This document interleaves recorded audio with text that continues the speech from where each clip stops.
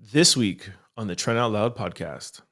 To the people who don't like what Jill Scott did, think about what Jill Scott must have been feeling.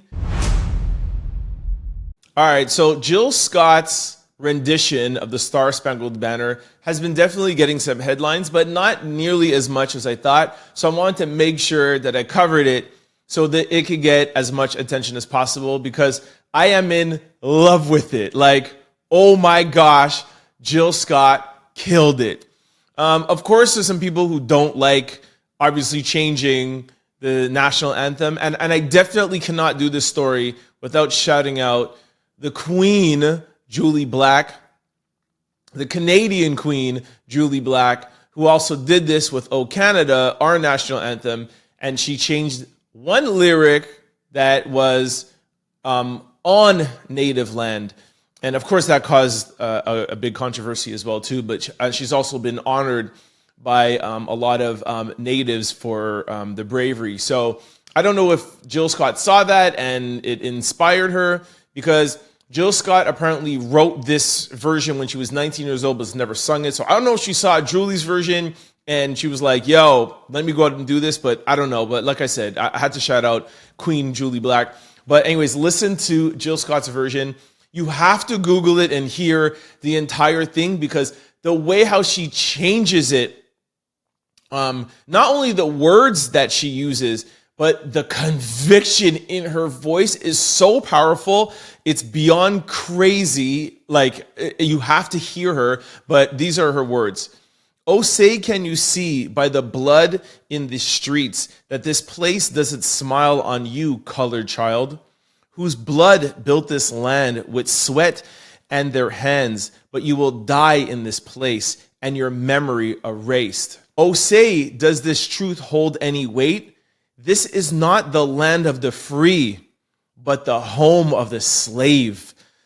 Yo, like I said, those words are powerful, but please, I'm going to play definitely a clip of it, but you have to hear Jill Scott sing this from the first word to the end and hear the pain and the conviction in her voice. It's like people are in the comments are like, man, she channeled the ancestors like to bring that up. Whose blood built this land?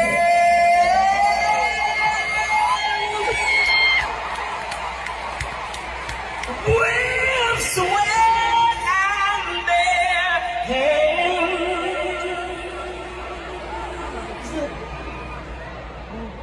This is not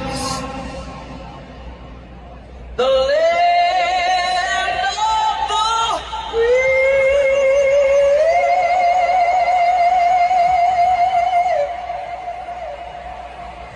but the home of the slave.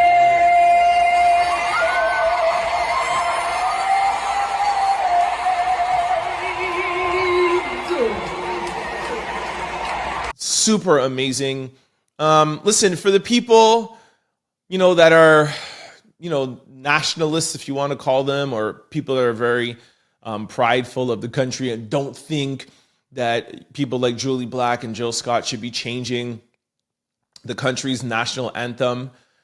Listen, I'm not going to sit down here and be completely ignorant and be like, I don't understand what you're talking about. I don't agree with you, but I understand how somebody could be a nationalist and be like, those words should never be changed. But you got to understand that there's a lot of negative history that has happened in Canada and the US, and I'm sure, of course, countries all around the land, around the world.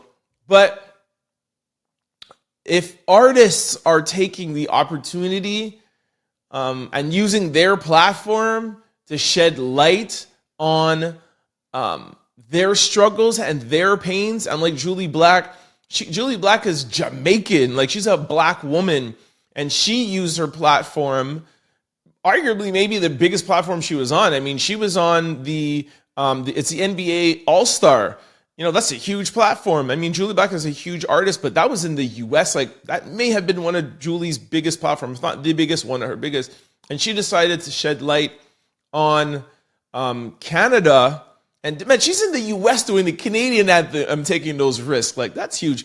But she is using her platform to shed light on the injustices that have been done to Native people in Canada. This was their land, and that's what she said, on Native land. And that's what artists do, right? And Jill Scott chose to use her platform at the Essence Fest and not just change one word, but to change pretty much every word of the Star-Spangled Banner.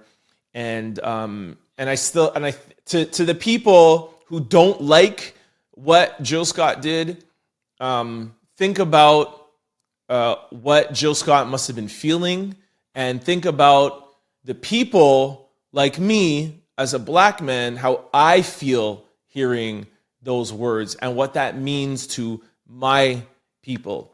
So it's going to take a little bit of grace. It's going to take a little bit of understanding. It's going to take a little bit of pulling yourself out of the situation and looking at the context. Just like I pulled myself out and saying, I can understand where you're coming from. I get it. But I think that if the nationalists and the people who are giving the backlash to people like Julie and Jill Scott did the same and pull themselves out and say, look, I'm not a fan of changing the words, but I understand that, still today in 2023, there's still a lot of discrimination, segregation, prejudice, redlining. We just lost affirmative action. There's still a lot of, trials and tribulations and triumphs that Black Americans are going through. And Jill Scott is using her platform to shed light on that. So the energy you put into hating her, why don't you use that energy to make a change and do something different, and to listen to the words that Queen Jill Scott is saying. This is not the land of the free, but the home of the slave. Listen to that. Listen to whose blood built this land with sweat and their hands.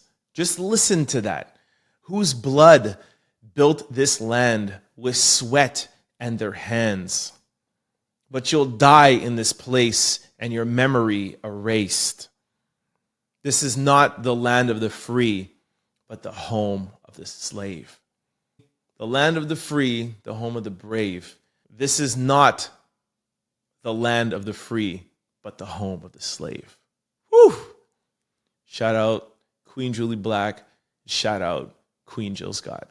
Don't forget to like, comment, and subscribe. It's your boy, Trent Out Loud. Peace!